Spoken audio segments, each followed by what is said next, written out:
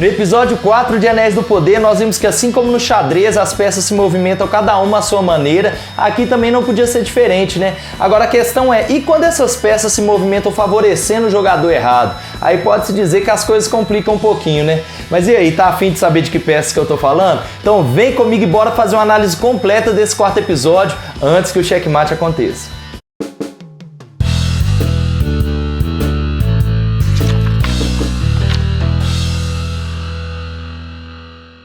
Fala galera nerd, eu sou o Emerson, sejam todos muito bem-vindos. Galera, esse quarto episódio trouxe alguns personagens que, embora já existissem nos livros, essa foi a primeira vez que foram adaptados em live action, como por exemplo Tom Bombadil e as Criaturas Tumulares. Mas também trouxe personagens que, para quem já conhece a trilogia de filmes do Senhor dos Anéis adaptada nos cinemas pelo Peter Jackson, já tá mais do que familiarizado, né? Como por exemplo os Ents, que são aquelas árvores humanoides que parecem muito com o Groot. Quem é fã da Marvel sabe do que eu tô falando. É claro. E eu não sei vocês, mas como eu já disse aqui em outros vídeos do canal, eu particularmente estou adorando isso que a série está fazendo, introduzindo esses personagens aos poucos, dando a devida atenção a cada um deles, né? Às vezes mudando um ou outro aspecto do personagem ou da história, mas sempre mantendo a coerência com a escolha de narrativa que eles mesmos escolheram fazer. Então eu acho que isso que é o importante. E é isso que pelo menos eu busco quando eu vou assistir a uma adaptação. Ver uma boa história sendo bem contada e de uma forma que me entretenha, que me faça querer continuar assistindo. E é claro que a gente quer ver fidelidade à obra original, mas quando o autor deixa tanta brecha na história quanto Tolkien deixou, principalmente no que diz respeito à Segunda Era, a gente meio que não pode reclamar se vier alguém tentar preencher essas brechas de acordo com o que achar melhor, concorda? Não! Até porque nem mesmo os maiores fãs do Tolkien conseguiriam de fato dizer que rumo a história iria tomar se ele ainda estivesse vivo escrevendo seus livros. É claro que a gente pode teorizar, né? Poderia dizer que com base em tal escrito, a história estaria caminhando para tal rumo, com base em tal informação que ele deixou, talvez ele estivesse pensando de tal forma, mas uma coisa é fato, galera, a gente nunca vai conseguir dizer o que se passava de fato na cabeça do Tolkien ou quais ideias ele ainda tinha guardadas para esse universo. Então assim, pra galera que tá com ranço da série por eles não estarem seguindo ao pé da letra tudo que tá ali nos livros, eu diria que vocês deveriam dar uma chance pra série, assistir com os olhos um pouquinho menos críticos, que eu tenho certeza que vocês vão conseguir se divertir com a série tanto quanto eu tô me divertindo a cada novo episódio. Mas assim, galera, isso é só eu compartilhando a minha opinião com vocês, tá? A escolha, como sempre, é de vocês. E por falar em chance, é claro que eu não posso deixar essa oportunidade passar de pedir para você, jovem gafanhoto, dar uma chance aqui pro canal, se inscreve, ativa o sininho das notificações, bora fazer esse canal crescer, que quando o canal chegar a 10 mil inscritos, eu prometo que eu vou fazer o sorteio de um item exclusivo aqui do canal, mas só para quem for inscrito, hein? Valeu demais, galera, tamo junto. Agora sim, como eu já venho falando nas análises dos vídeos anteriores, eu vou separar cada arco, vou falar de cada arco separadamente, e nós vamos começar pelo maior deles, que é os Elfos a caminho de Eregion. Esse é um arco bem curioso porque já começa com a dinâmica entre a Galadriel e o Elrond, agora que é ele quem dá as ordens para o esquadrão de elfos que está a caminho de Eregion, já que no episódio anterior essa foi uma das condições impostas pelo Alto Rei para permitir que a Galadriel fosse ver como estava o Celebrimbor. E o legal nessa parte é que pela primeira vez a Galadriel pode ver como que é estar do outro lado do comando, né? Principalmente quando a pessoa que comanda é tão orgulhosa quanto ela foi no passado.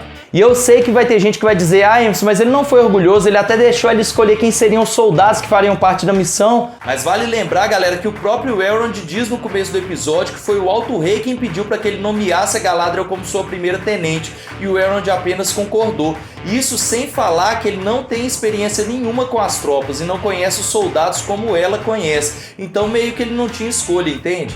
A prova disso é que quando eles chegam na ponte e veem que ela foi destruída, mesmo com os alertas da Galadriel para eles não irem pelo sul porque algum mal antigo habitava aquelas colinas, o Elrond simplesmente ignora os alertas dela e diz que aquela tropa não seguiria os conselhos daquele objeto, se referindo obviamente ao anel que ela estava usando. E isso é muito parecido com o que acontece lá no primeiro episódio da primeira temporada, quando um dos soldados da tropa da Galadriel diz que eles seguiriam ela até o fim do mundo e não encontrariam sequer indícios do inimigo. E como todos já estavam exaustos daquela busca sem fim, talvez o melhor a se fazer fosse voltar para casa, mas ela o ignora e diz para eles continuarem seguindo. O interessante é que talvez essa seja a forma da série nos mostrar como ela aos poucos vai deixando o orgulho de lado para se tornar aquela Galadriel cheia de sabedoria que a gente vê lá na Terceira Era. Ou seja, depois de presenciar com os próprios olhos que o orgulho faz com que as pessoas muitas vezes tomem decisões erradas, simplesmente por não aceitarem uma segunda opinião, ela foi mudando e moldando o conceito dela, entende? Mas assim, essa é a minha opinião, tá, galera? Depois deixem aí nos comentários o que vocês acham. E como a Galadriel havia previsto, eles estavam fazendo exatamente o que o Sauron queria quando foram pelo sul. E o que acontece nessa hora é que somos apresentados a algumas das criaturas mais sinistras desse universo Tolkien, que são as famosas criaturas tumulares. Mas vamos lá, o que seriam essas criaturas? De uma forma bem resumida, galera, são espíritos malignos parecidos com os espectros do Anel, que há muito tempo se alojaram ali nas colinas dos túmulos e que possuem a capacidade de reanimar corpos de pessoas que já morreram há muito tempo, como é o caso, por exemplo, dos reis e rainhas que foram enterrados ali. E ao que tudo indica, eles existem desde a Primeira Era, mas não se sabe ao certo, tá? Tudo que a gente sabe é que eles são seres bem antigos e que, obviamente, o Sauron sabe como controlá-los. Eu sei que muita gente torceu o nariz pra série por conta disso, já que nos livros elas só são mencionadas lá na Terceira Era, mas vale ressaltar, galera, que não há nenhuma informação que diga que elas não possam existir há muito mais tempo do que isso. Então, mais uma vez, a série apenas se aproveitou dessa brecha para preencher as lacunas que foram deixadas na história de acordo com sua própria perspectiva.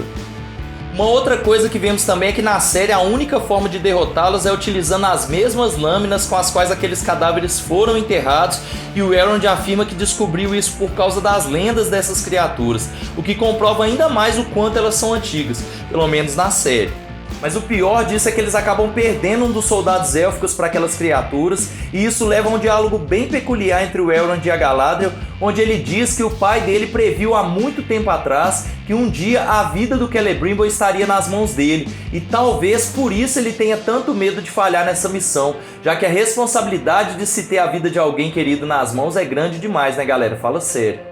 Nessa hora, a Galadriel acaba tendo uma pequena visão do futuro onde ela mesma corria perigo, e isso faz com que ela peça ao Elrond para que não importa o que aconteça, ele sempre coloque a destruição do Sauron como prioridade, mesmo que seja ela quem esteja em perigo.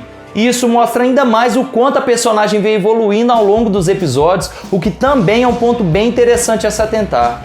Em seguida, eles se deparam com aquele grupo de orcs liderados pelo Adar, né, indo a caminho de Eregion, e o legal dessa parte é que podemos ver mais uma das habilidades do Nennial, o Anel da Galadriel, que é a habilidade de cura que ele possui, que acaba deixando todos ali surpresos, inclusive ela mesma, quando ela consegue curar aquele elfo ferido, né, o Camne, só de tocá-lo. Outra curiosidade que podemos ver nessa parte é que ela não sofre nenhuma influência negativa do anel até o momento, já que ela conseguiu tirá-lo com facilidade do dedo e não se importou em momento nenhum em entregá-lo ao Elrond para que ele mantivesse o anel em segurança. O arco deles termina com a Galadriel ficando para trás para que o Elrond e os outros elfos pudessem retornar a Lindor para avisar o Alto Rei sobre os acontecimentos, e mesmo sendo extremamente habilidosa e bem treinada, é óbvio que a Galadriel não daria conta de todos aqueles orcs, né, galera? Fala sério. O que faz com que ela acabe sendo capturada pelo Adar depois disso. E com isso passamos para o segundo grande arco desse episódio, que é o Estranho, os Pés Peludos e o Velho Tom. Esse arco já começa com o tão esperado encontro entre o Estranho e o Homem conhecido como Tom Bombadil, que é um dos personagens mais misteriosos e poderosos da mitologia do Tolkien. Eu não sei se você se lembra, galera, mas eu já havia dito isso nas minhas análises anteriores, que às vezes a série dava a impressão de que tinha alguém guiando o Estranho até aquele local, e nesse episódio ficou claro que esse alguém é o Tom Bombadil. Mas vamos lá, tem algumas coisas que comprovam isso que eu tô falando, e a primeira delas é a forma com que o Tom age quando encontra o Estranho. Primeiro, como se já estivesse esperando por ele faz tempo, e segundo, dizendo pra ele que há o que ele procura e há o que ele encontra, que seria o equivalente a, às vezes você faz um planejamento, mas a vida tá fazendo outro pra você, entende? Mas se isso não for o suficiente, no próprio diálogo entre os dois, depois do Estranho pedir ao Tom para que ensinasse a usar o cajado e receber a resposta de que o cajado de um mago já era dele para ser usado, desde que ele provasse ser digno dele, né? O próprio Estranho percebe que o propósito dele ali não era encontrar um cajado, e sim encontrar o Tom Bombadil. Inclusive, uma outra curiosidade sobre essa parte é que aquilo que o Tom diz pro estranho sobre já estar lá muito antes dos rios, da terra e das árvores, lá na trilogia de livros do Senhor dos Anéis, ele diz as mesmas palavras, só que pro Frodo e seus amigos hobbits quando eles estão levando um anel. Então a série meio que deu uma adaptada aqui e trouxe essa referência que eu achei sensacional. Mas e vocês? Comentem aí. Mas aí vem a pergunta: que ser é esse que é tão antigo a ponto de se referir às estrelas como um mar de olhinhos que acham que sabem de tudo, mas são novas demais para isso, e tão poderoso a ponto de não só saber de tudo que anda acontecendo na Terra-média, mesmo morando numa casinha no meio do nada, como também a ponto de guiar o mago até a sua casa, utilizando para isso nada mais nada menos que as próprias estrelas, hein? Não sei. Bom, galera, de uma forma bem resumida, mesmo nos livros sabe-se muito pouco sobre esse personagem. Se ele era um Vala, um Maia ou qualquer outro ser mais poderoso ainda. Mas uma das coisas que mais dão a ideia do quão poderoso ele era é o fato de um anel nas mãos dele não causar absolutamente nada. Inclusive nessa passagem dos Hobbits que eu acabei de mencionar, ele não só segura um anel sem ser influenciado, como brinca com ele como se fosse um brinquedo de criança, galera. E lembrando que nem mesmo Saruman, que era um Maia extremamente poderoso, conseguiu resistir às tentações do um anel. Então já dá pra pressupor que no mínimo o Tom Bombadil tá um nível acima dele, concordam? E é claro que a série não vai se arriscar a trazer a verdadeira identidade desse personagem, se nem mesmo o Tolkien, que era o autor da obra, fez isso, né, galera? Mas, como a gente adora teorizar por aqui, se eu tivesse que chutar, eu diria que esse personagem é ninguém mais, ninguém menos que a personificação do Deus Todo-Poderoso desse universo, que é o Eru Ilúvatar, que estaria ali para poder ficar de olho em tudo, entende? Ah, agora eu entendi! Porque se vocês pararem para pensar, o Tolkien criou toda a mitologia dele com base nas ideias do cristianismo. Então meio que essa seria a forma dele dizer que Deus estava ali o tempo todo observando, sempre de perto, só que sem se envolver, é claro. E enquanto o estranho se questionava se o dever dele era enfrentar o Mago Sombrio ou enfrentar o Sauron, o Tom afirma que o dever dele na verdade era enfrentar os dois, agindo nesse momento como se fosse um guia mesmo para colocar o estranho na direção certa, se envolvendo, mas sem se envolver. Enfim, vocês me entenderam aí, né? O fato é que por mais que a minha ideia pareça maluca, se vocês pararem para pensar, faz muito sentido, né? Fala sério. Mas o que vocês acham? Qual seria a verdadeira identidade do Tom Bombadil? Deixem aí nos comentários. Em relação ao Mago Sombrio, galera, ele aparece uma única vez durante todo o episódio, que é para dizer que ele mesmo vai se encarregar do estranho e que é para os caçadores focarem apenas nas pés peludos. Agora nós vimos que paralelo a isso, a Nora e a Papola foram parar em uma outra parte do deserto, onde se depararam com um dos habitantes daquelas terras que se assemelhava muito aos próprios pés peludos. E é nesse momento que somos apresentados ao Meriac, ou Ninguém, como ele mesmo diz, e aos Grados, que também são uma espécie de antepassados dos Hobbits, tá, galera? Mas o mais interessante nessa parte é descobrirmos que o Sadok, o líder dos Pés Peludos lá na primeira temporada, na verdade era um descendente de um dos Grados que pertenciam ao grupo da Gund, chamado Rorimas Covas, e que esse Rorimas, há muito tempo atrás, sonhou com um lugar de riachos com águas tão frescas e colinas tão macias que eles conseguiriam cavar uma toca e morar nela em um mês, e por causa disso ele resolveu deixar o grupo. Ou seja, para ir atrás desse lugar dos sonhos, que na verdade nada mais é do que o lugar que no futuro viria a se tornar o famoso Condado dos Hobbits lá na Terceira Era. Legal demais, né? E é exatamente esse parentesco distante entre elas e o fato da Nori dizer que os Pés Peludos não têm casa que faz com que a Gund amoleça um pouquinho o coração e acabe protegendo a Nori e a Papola daquele caçador que aparece lá buscando por elas. E com isso chegamos ao terceiro e último arco desse episódio, que é o resgate do Theo. Nós vimos no episódio anterior que na tentativa de recuperar o Beric, o cavalo do Isildur, o Theo acabou sendo capturado por alguma coisa que até então não se sabia o que era. E esse arco já começa com Arondir e seu grupo buscando rastros que pudessem levar até o paradeiro do Theo. Mas quanto mais eles avançavam na floresta, mais percebiam que o Theo não poderia ter sido levado por humanos, já que a carnificina que eles encontraram pelo caminho era grande demais e até mesmo as armas dos selvagens haviam ficado para trás, algo que não era comum entre eles. E paralelo a isso, a gente viu também que o Arondir já estava bastante desconfiado do comportamento da Estrid, e com razão, já que eles acabam descobrindo que ela era uma selvagem, assim como a gente já tinha visto nos episódios anteriores, o que faz com que ele acabe obrigando ela a guiá-los até o esconderijo dos selvagens na esperança de que eles pudessem encontrar o Theo lá. E é claro que essa descoberta deixa o Isildur pé da vida, já que ele estava começando a gostar dela, né? Só que antes que eles tenham tempo de discutir a relação, o Isildo e o Arondir acabam caindo naquela espécie de areia movediça do pântano, e se não fosse pela ajuda da Estrid, talvez eles não conseguissem sair de lá, já que tinha um verme gigante tentando devorá-los. Mas foi legal também que a gente pôde ver que, assim como o Arondir menciona nessa parte, existem muitas criaturas aterrorizantes nas profundezas do mundo que nem sequer foram nomeadas ainda. E isso pode indicar que a série deve mostrar mais dessas criaturas no decorrer das próximas temporadas. Então é legal a gente ficar de olho.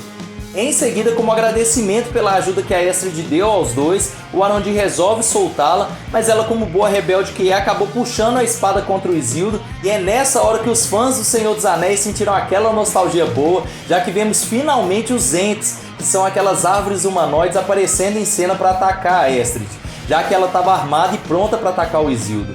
Mas vamos lá, galera, para quem não entendeu essa parte, as árvores atacaram a Estrid não porque queriam proteger o Isildo, mas porque acharam que a espada que estava nas mãos dela também era usada para bater árvores, entende?